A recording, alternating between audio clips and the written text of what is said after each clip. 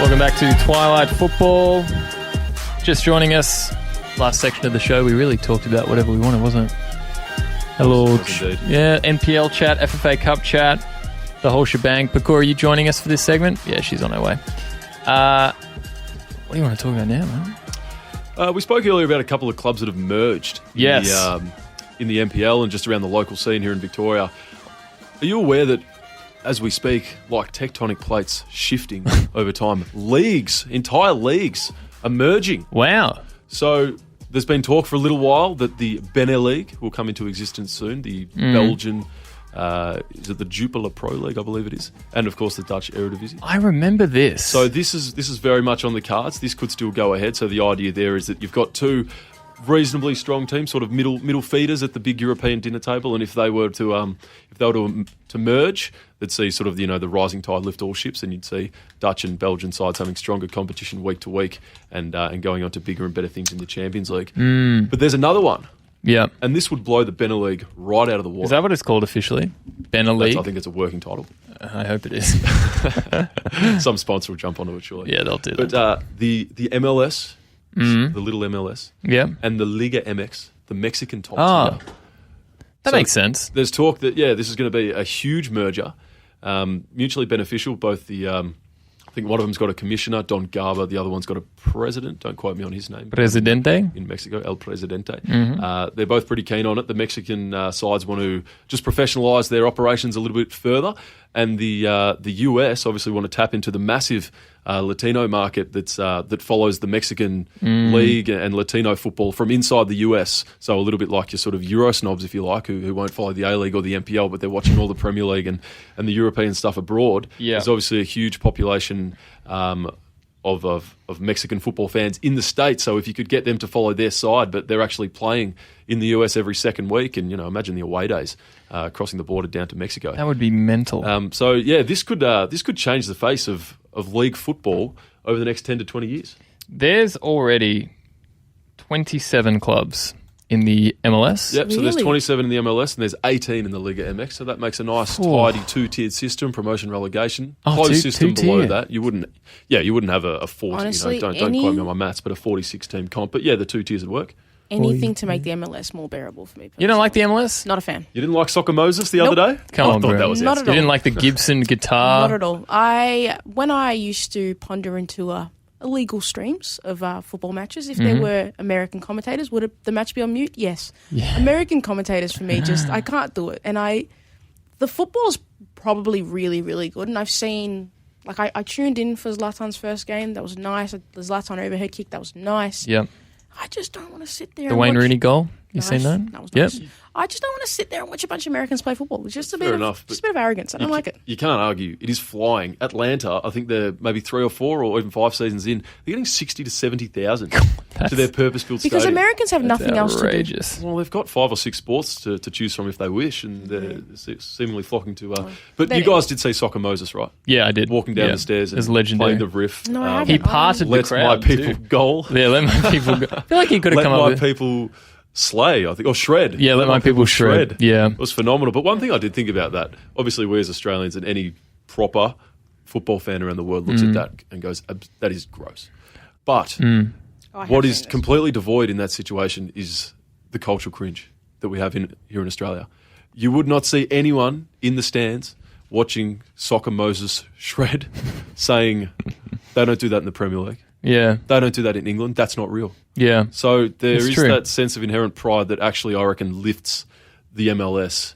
Whether we like it or not, they don't care. It is actually growing based on their own fans fuel. There too, so that's nice. They do some rogue stuff. They do. That's the States as a whole. It's because Americans have no shame, so they will do anything for a good time. And you know what? I appreciate that level.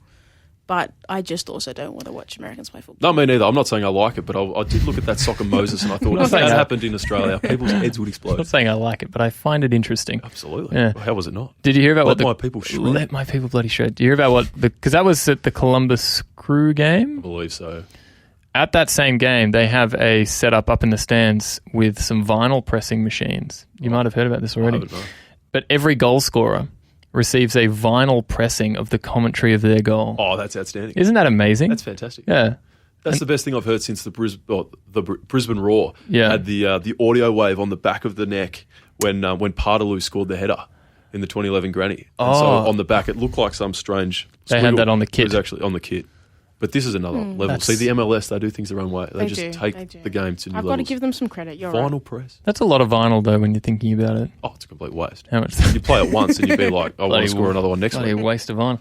Well, Columbus Crew, who arguably have the worst name in the business. Hey, at least you said it, Ed. At least you said it. Yeah. Have you guys seen their old logo? No, what is it? Are you serious? I haven't seen it. Nope. Twitter's a scary place, Ed. I don't like Look to it see up. stuff. They've got a new one now. Columbus who? Crew. Columbus Okay. Crew. Columbus Crew. Yeah, they're still called Columbus Crew. Okay. I don't want to see this. Yeah, So that's their old one on the left there. Is that right? What are you looking here? Oh, is it the one with the 3 men? Is that their first one? Yeah. Interesting. Is that meant to be like people who work hard, like blue collar workers? Who knows, really? But the fact that it's 3 men. Looks like John Candy Yeah. in the Blues. Women don't Doesn't play it, doesn't football? it? What was that? Women don't play football? According to Columbus, no. Is that going back to Christopher Columbus or something like that? Oh, that would make sense. I think it might. It's so still much weird. sense. I agree. He's with you. already a problematic man. Big time. Well, extremely, actually. Massively. Yeah. Yeah. But I think Okay. that might be what it's. Who was our guy? Cook. Cook. Oh my goodness, wow. He got decapitated, did he not, the other day? The statue? Honestly, I was like, Well, I'm the start sure of he's NAIDOC been week. passed away for a while. Oh, yeah, he has. Willem. Yeah. Oh, he's long gone, as is Columbus, but still they live on in football logos. Yes. Strange world. Could you imagine if that, like, somebody wanted to start a new football team and they were like, we're going to have it as the Cookman. Yep. Could you imagine? Cookman. Cookman, I don't know. It's the first thing that came to my head. Could you imagine the uproar that would, like, cause? That'd be quite an interesting... There'd be riots. Oh, absolutely. There'd be riots. Rightfully... It'd be like calling them the Melbourne men. Yeah. The Melbourne work men, With, specifically. like, work and then capital M. To, like, Capital MEN. Yeah. Distinguish it. Yeah. Any other notable mergers that you can recall? Oh, not beyond the Mackay and United with Sunday's Crusaders.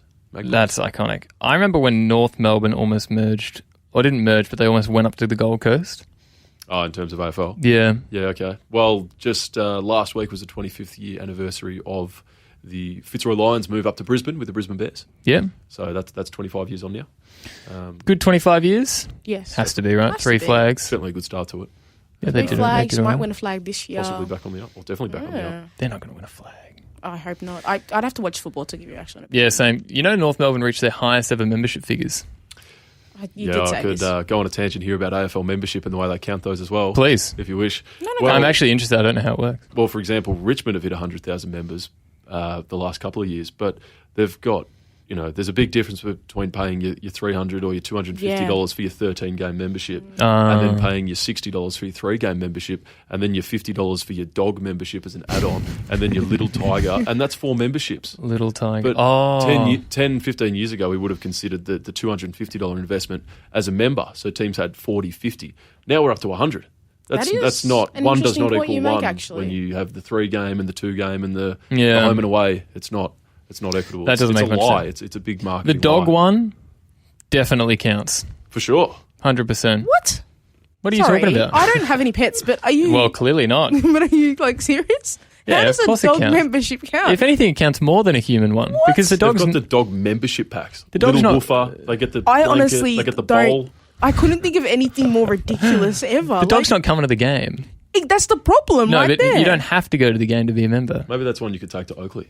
And all of a sudden you've got 30,000 members. And it's actually, Has to stay on it its actually leash just looks at like the a park, pound. but- Like there's dogs everywhere. And they can bring them as well. That would be like when the boys walk in, like the dogs just bark. Like, you know how Richmond had the drums, Mm. the dogs just bark and they're clear plays, We play The Business by Tiesto now. Maybe it'd just be dogs. And you know what else would be good? No Fun. clean up after the Euros. Just set the dogs in. You know what Oakland Make needs them to earn do? their memberships. Oakland needs more bins. Do we? I had to put my can on one of the We do have shelves. Maybe enough bins, but I was intimidated. accessible bins. Is that what you're trying to tell me? Yeah, accessible. I was intimidated by all the men standing around them. I didn't want to go, sorry, boys, just going to put my can of Fanta in the bin here Why did you get a beard?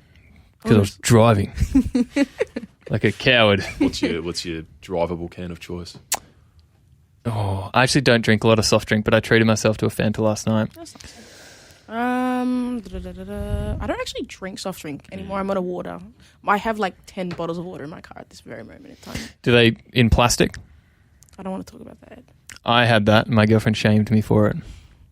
Your girlfriend seems to have made you a good human being. She has. She really has. She has. Drove you straight to the plastic depot at Cranbourne North and said, dispose. Dispose of these immediately. No, she just kind of left them there, and she would always say whenever she gets in the car, like, oh, I'm really thirsty. And I'm like, oh, we got water in the car. And she's like, I'm not that thirsty. I won't sacrifice my morals thirsty. Yeah. Well, I think it's also the fact that there's an ingredient in the plastic that can melt into the water and cause some health issues. Definitely. That's almost even worse than floating above the water. Yes, it is. Because it's like the silent killer. No, as in it melts into the water that you're drinking. Oh, and it leaches into the water and goes into your body, into not the yours. ocean. It doesn't degrade in the ocean. Our stupid bodies, not the pristine ocean that we must be taking care of. No, that's terrible. No, plastic's no good at all. I would say I do reuse them. Reduce, reuse, recycle. I recycle them as well. So I just want, but then it starts to leach into your body. I just want that to be known. Like, I don't just like litter. I like put them in the right bin at least. I'm a separating plastics kind of person again. Good on you. I just want that to be known. I'm not a bad person. Soft plastics. Is it the scrunch? To find out if it's recyclable. Scrunch? How have we got here? What about the 7-Eleven coffee cup? You're not meant to recycle that because that's got the inner lining of plastic. That is sneaky. You know that's being banned in WA. Really? They're only drinking Emu Export anyway, so you wouldn't know what a 7-Eleven coffee is. 7-Eleven, what the? I actually had a 7-Eleven coffee the other day. I think if you're ranking the horrible coffees, I think it's up there. I'm a bit of a snob when it comes to coffee. So let's put them out there. There's Coles, 7-Eleven coffee, Macca's coffee, Foodery. That's bottom. I was going to say Foodery is appalling. Fair? Is that a city like institution? Because I don't know what Foodery is. I think Foodery are tied in with Caltex. Yeah, it is. Okay. Yeah, so that's why I don't know. They're at my local Caltex. I go to Shell. I know the one in Balaclava. I do, yeah. My girlfriend lives in Balaclava. And lovely. I've been to that Foodery early in the morning and had their coffee, and it's just ruined my day. It's bad. Mine's in... The one I go to is on the corner of Glen Huntly Road and Nepean Highway. Okay, I know that one as well. Yeah, where the Macca's is. I was talking the one on Inkerman and Chapel. I go to that. The one on Inkerman, do they have petrol? You have to turn my car off. runs gas, I wouldn't know. Ooh, sorry? Interesting. Yeah. It's not bad, half price. You drive a Holden Commodore? Yes. Wait, so it's half price, but You've been stalking me in the car park. I've only been here a week and a half. Honestly. Come here, Willem. Wait, so it's half as expensive, but do you run out twice as quickly? Maybe 2/3 as quickly. That's a good deal, though, I reckon. It's a cracking deal. Yeah. Car's on its last legs, but I just can't afford to. What year is it? 02, but it's done 460,000. You are kidding me. 460,000. That could That's any insane. day now on the freeway. That car is not there anymore. It turns off sometimes. Oh no, that's exciting. No. I have to put the blinkers on, F1, pull into the pits, try again. Box. That's it, exactly. The car is broken. I feel like Valtteri Bottas every time, just screaming at them. No, James. When are you going to treat me like Lewis? When are you going to treat me like Lewis? You have to stop driving a Holden Commodore. That's right. And start driving a Kia Cappuccino. Great car. What is its actual name? Kia Picanto. It's the XR model. Pale blue. Have you seen it, Willem? I have not. No, I don't stalk people in the car park. I'm just an automotive lover. Is this all from the F1 documentary on Netflix? Has this stemmed from that, or were you a F1 lover before that? I wasn't an F1 lover, but I liked cars a lot. Yeah. So story time. Go for it. Working at the bottle shop, I met this wonderful old man named Warwick. He came in once and we just got talking. What are your interests, whatever. It turns out he collects old cars, to be specific, Peugeots from like he has one from the 1970s, then he had another one from the 1980s. And so I didn't have a car at this point. So he actually offered to sell it to me after we'd had a few more conversations, got to know each other. And now I own a 1985 Peugeot 505 that has caught fire before. Wow. Ooh. Don't worry Sorry. about that. No. You can't just say it. You look past those things. You can't say it caught fire and not explain how it caught fire because there's so many reasons for that. So I was sitting on the highway and I was about to turn right and I noticed a smell. And I look to my left and I see someone in a really car and I'm like, sort out your car, mate. Why does that smell so bad? And then I realized as the plumes of smoke began to rise from my bonnet, it was my shit car. That was, sorry, it was my bad car that was catching fire. So I pulled over, opened up the hood, and saw flames and immediately ran away. Super, super quick. Grabbed my stuff in the car and just ran to the other side of the street because my fear was petrol is leaked or oil is leaked or something. Call the fire brigade. They come extremely quickly, probably in 2 to 3 minutes. And they look under the car and they go, oh, that's all good. Like, what do you mean? This car's still on fire. And they're like, no, we can see what it is. And I'm like, well, what is it? And it was the rubber casing that surrounded the axle of the front. So that just sounds unsafe, having rubber at the bottom. Like, I don't know how cars work, to be fair, but like that just sounds unsafe to me. Well, it's to kind of, ironically, it's a safety feature. Okay. Yeah. So, are you a car guy? I don't know what you've said the last 3 minutes. Okay. I was Me too, just Willem. wondering what you said to Warwick next time he came in. I actually called him and I'm like, car actually caught fire. Did you get the car from work? Yeah. Oh, okay, cool. Yeah. Very nice. It's worth like... These are the connections you get in Balaclava. No, this was in Sandringham, actually. Oh, okay. Interesting. Yeah, even more southeast. That's not southeast. Pretty southeast. Yeah, it's worth like... I mean, back then it was probably worth like 7K, and you sold it to me for 1,500. Very generous. What a Very nice man. generous. Very generous from Warwick. Shout-outs. All right, well, I think we might have to wrap up, actually. Obviously, it's Willem's, first show. He's done really well. Killed it, mate. You want to do a sign-off? Or any last any usually. last words? Or Nah, it's been good. Let's hope Denmark put up a good show.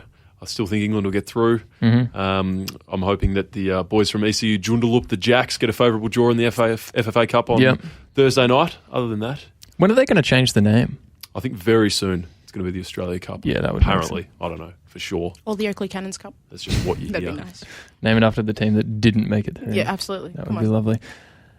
All right, well, do you want to know how to sign off? Go on, let's learn on air. All right.